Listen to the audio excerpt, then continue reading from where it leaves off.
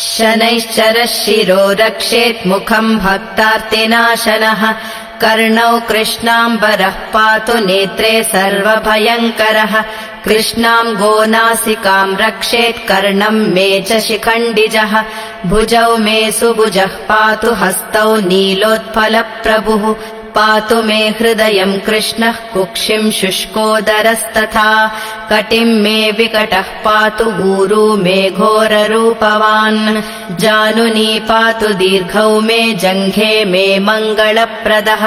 गुल्फौ गुणाकरः पातु पादौ मे पङ्गुपादकः सर्वाणि च ममाङ्गानि पातु भास्करनन्दनः य इदम् कवचम् दिव्यम् सर्वपीडाहरम् नृणाम् पठति श्रद्धया युक्तः सर्वान् कामानवाप्नुयात् शनैश्चरः शिरो रक्षेत् मुखम् भक्तार्तिनाशनः